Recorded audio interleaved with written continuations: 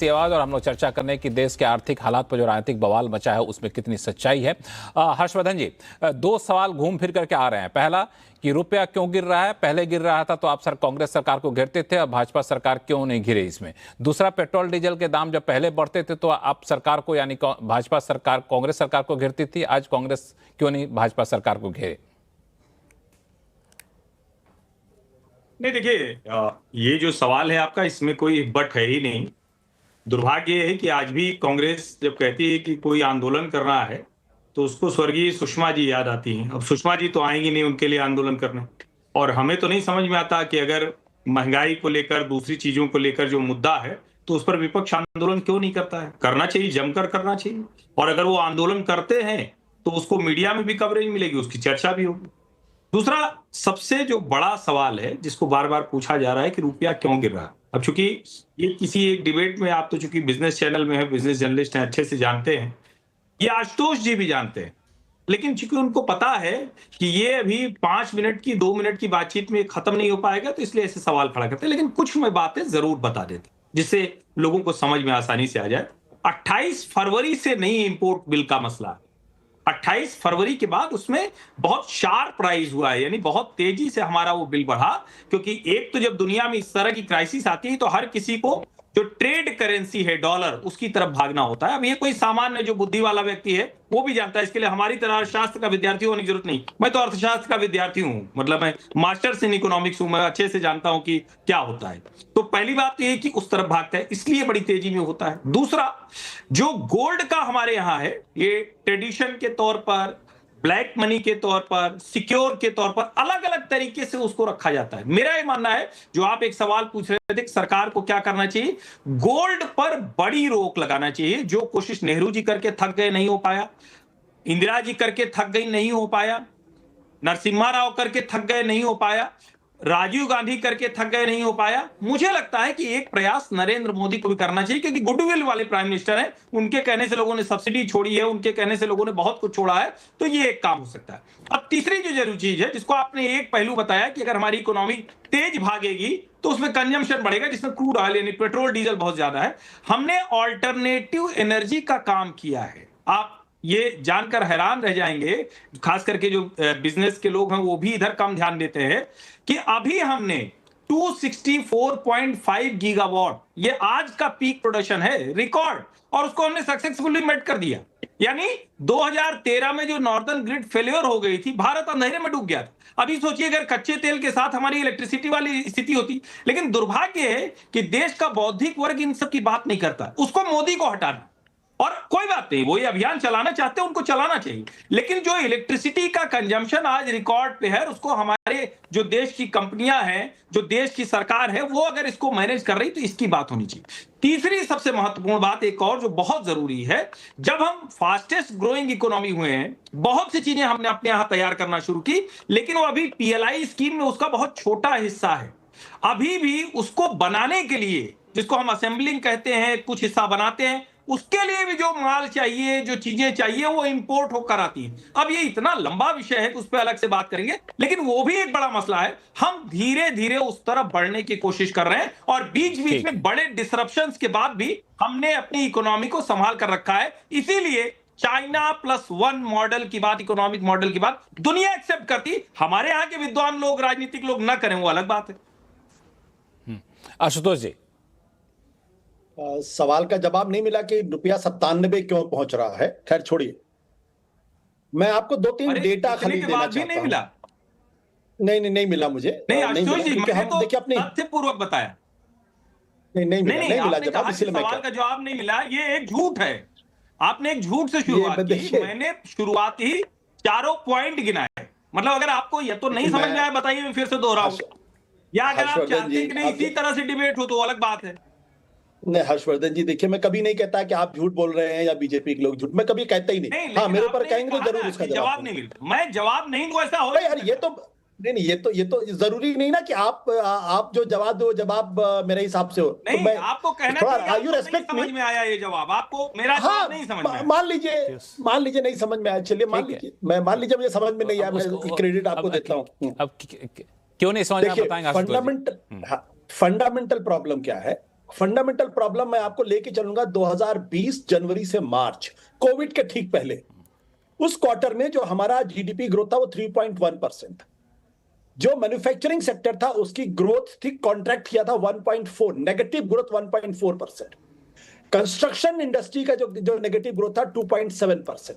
ये कोविड के ठीक पहले की स्थिति थी और 2019-20 में 4.2% की जीडीपी ग्रोथ दिखाई पड़ी थी। कोविड ने उसको ऐसी तैसी कर दी।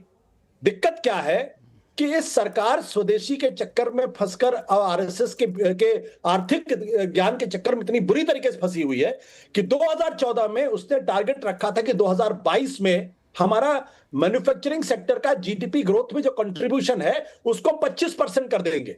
ये टारगेट था। चलिए 25% ना करते, आप 21% कर देते। 2026 हो गया, आ रहा हूं मैं आपके पास। 4 साल एक्स्ट्रा, 4 साल हो गया। आज भी जीडीपी कंट्रीब्यूशन, मैन्युफैक्चरिंग सेक्टर का जीडीपी में कंट्रीब्यूशन उतना ही है जितना 2014 में था। अब ये क्यों हुआ? सरकार इसके बारे में बातचीत करना नहीं चाहती। क्यों हुआ मैं आपको बताता हूं। दरअसल ये जो मैन्युफैक्चरिंग सेक्टर का जो कंट्रीब्यूशन होता है उसमें करीब 40% के आसपास आपका स्मॉल, मीडियम एंड माइक्रो जो उद्योग होते हैं उनका होता है। जैसे आपने डिमोनेटाइजेशन, एक मिनट आपसे 10 सेकंड, डिमोनेटाइजेशन आपने किया, जिस तरीके से आपने जीएसटी लागू किया, आपकी एमएसएमई की हालत चौपट हो गई पूरी तरीके से। आज तक वो ठीक नहीं हो पाई, आज तक ठीक नहीं हो पाई है और सरकार उसके लिए तैयार भी नहीं है। एक चीज मैं आपको बता दूं, गोल्ड के बारे में बातचीत की जा रही थी। मालूम है आपको अप्रैल के महीने में 82% गोल्ड इंपोर्ट हुआ है, 82%। और 2025-26 में सिल्वर का इंपोर्ट हुआ 150%। सरकार इस पे रोक लगा सकती थी, अगर सजग सरकार होती तो इस पे रोक लगाती, क्योंकि ये बहुत एसेंशियल नहीं है एक लिहाज से। और सबसे ज्यादा जो बाइंग की है तो सर, चूंकि यहाँ पर समय सिर्फ 2 मिनट बचा हुआ है और तीन गेस्ट बचे, उनके पास जाना होगा। जफर साहब इशारा कर रहे हैं, आप बोलिए, फिर मैं शुभ साहब, दीपक जी आपके पास आऊंगा। समय सिर्फ 3 मिनट का, 1 मिनट तीनों लोगों के लिए। जफर साहब, ऐसा लग रहा है कि भारत किसी पैनिक सिचुएशन में है। अरे भाई, आपको तो अप्रिशिएट करना चाहिए देश की सरकार को, और जो हमारे गवर्नेंस मॉडल है, जो पीपल गवर्नेंस मॉडल है, उसमें किसी तरह की कोई पैनिक की सिचुएशन नहीं। जनता की चिंता करने वाली सरकार है और इसीलिए जनता का भरोसा भी है। इसलिए आदरणीय प्रधानमंत्री उसी के भरोसा के हिसाब से जनता से अपील की कि कठिनाई का समय है, कुछ प्रिकॉशंस लेना चाहिए, कुछ प्रिकॉशंस लेने की जरूरत है। हमें कोई आप पर दबाव नहीं है, लेकिन आप अगर प्रिकॉशंस लेंगे, ये देश की स्थिति है, ये दुनिया की स्थिति है, आप बिल्कुल पैनिक सिचुएशन में नहीं। हर चीज आपको मिल रही है, लेकिन और उसका भी भार भी आप पर नहीं डाला जा रहा है। हम ये चाहते हैं कि जो आपके पॉकेट पे कोई बड़ा भार ना हो। देश की सरकार अब्सॉर्ब कर रही है इस ग्लोबल ऑयल शॉक के सिचुएशन में भी। लेकिन जो ऑपोजिशन है और कुछ एनालिस्ट भी है, उनको सिर्फ चाहिए कि देश की सरकार को कहीं ना कहीं कटघरे में खड़ा करते रहे। जब कटघरे में खड़ा करते हैं तो फिर आप जरा सा पूरे चीज का भी एनालिसिस किया कीजिए। आज बताइए कि आप हर दिन कितना लॉस हो रहा है देश की सरकार का, देश को कितना लॉस हो रहा है, लेकिन फिर वो सारे भार को जिस तरह से म्यांमार ने कर दिया। समय कम है, इसलिए मैं आपको बीच में रोका हूं। दीपक झा साहब, 40 सेकंड जी। देखिए, सबसे बड़ी बात है जफर साहब, आपके सारी बातों को हम लोग ग्राफिक्स में चला रहे हैं, जहां कितना पेट्रोल के दाम बढ़े हैं, क्या सब्सिडी। हाँ, दीपक झा साहब, 45 सेकंड। सबसे बड़ी बात है, हर्षवर्धन जी पिछले 12 सालों में बड़े विद्वान हो गए, बहुत बढ़िया, बधाई। इनकी विद्वता देख के आज मन प्रफुल्लित हो गया। पहले रुपया गिरता था तो सरकार को कोसते थे, अब रुपया गिरता है तो कहते हैं कि रुपया क्यों गिर रहा है, इसलिए तर्क नए नए गढ़ते हैं। देखिए, मोदी जी तो महापुरुष हैं, बेचारे नॉन बायोलॉजिकल है, उनकी कोई जिम्मेदारी नहीं है। सारी गलती नेहरू जी की है, इंदिरा गांधी जी की, राजीव गांधी जी की है। दुनिया में अगर कुछ होता है, महंगाई बढ़ रही है, तो अमेरिका जिम्मेदार है। स्कूल टूट रहे हैं, पुल टूट रहे हैं तो कंस्ट्रक्शन का मोदी जी को हमने चुना क्यों है? रिस्पॉन्सिबिलिटी तय तो करना पड़ेगा ना प्रधानमंत्री जी, आपको बताना पड़ेगा। आप कहते हैं मैं रिस्पॉन्सिबिलिटी लूंगा, या झोला उठा के चले जाएंगे, डायलॉग देना बंद करिए। अरे आप आइए, सामने आइए, कहिए कि मैं इस देश का प्रधानमंत्री हूं, मैं सबके साथ खड़ा हूं, लेकिन आप चले जाते हैं बाहर घूमने। आप अमेरिका को आगे दिखा के कहते हैं ईरान से तेल लेते हैं। सुनिए शुभ भट्टाचार्य साहब, सर समय कम है, समय बिल्कुल कम है। शुभ साहब, बाहर जाना, ये बहुत लोग सवाल उठा रहे हैं कि प्रधानमंत्री का बाहर जाना ऐसे समय में क्या सही नहीं है? क्या ऐसे समय विदेशियों को आकर्षित करना क्या पाइए हमारे यहाँ सही नहीं? क्या शुभ साहब का व्यापार का घाटा है वो कम करते हैं, शुभ साहब, दीपक झा साहब समय कम है, दीपक झा साहब समय कम है, शुभ साहब को बोल दीजिए। शुभ साहब, बिल्कुल प्रधानमंत्री किसी न किसी देश में जाना ही पड़ेगा, बिकॉज बहुत सारे कमिटमेंट्स, बहुत सारे जरूरत रहते हैं, बहुत सारे टाई अप्स करने पड़ते हैं। अब उसके लिए प्रधानमंत्री कहाँ जाएंगे कहाँ नहीं जाएंगे, ये इससे तो रुपये का फ्लक्चुएशन का कोई लेना देना है नहीं, और ये बहुत बेतुकी चीज हो जाता है।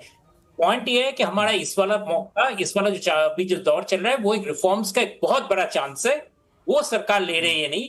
मुझे लगता था वो डिबेट अगर उस तरफ जाता, यहाँ पे ही नहीं बाहर में भी, पॉलिटिकल लीडर्स के भी, तो बहुत काम हो सकता था। वजह ये कि कौन का ये कि कौन कहाँ पे जा रहे हैं, जैसे labour reforms, capital account reforms, इन सारे रिफॉर्म बिल्कुल सच्चाई कि एक सकारात्मक डिबेट वही होता अगर हम लोग इधर बढ़ रहे होते। एक छोटा सा रिसर्च मेरे पास आया है, आशुतोष सर, जो आप बार बार सोना इंपोर्ट बढ़ने की बात कर रहे थे, तो 2025-26 में गोल्ड का इंपोर्ट 721 टन कम हुआ है, 721 टन रह गया है, जो करीब 5% कम है एक साल पहले का। तो वॉल्यूम टर्म में गिरा है, वैल्यू टर्म में बढ़ा है, क्योंकि गोल्ड के दाम बढ़े हैं। लेकिन एक डिबेट का इशू है गोल्ड, चूंकि सेंसिटिव इशू, इसलिए कोई जल्दी इस पर हाथ लगाना चाहता नहीं। इस पर हम लोग कभी मौका लगेगा तो चर्चा करेंगे, लेकिन आप लोगों ने अपना कीमती समय निकाला हमारे लिए, इसके लिए बहुत बहुत धन्यवाद। आवाज अड्डा में फिलहाल इतना ही। देखते रहिए CNBC आवाज। नमस्कार।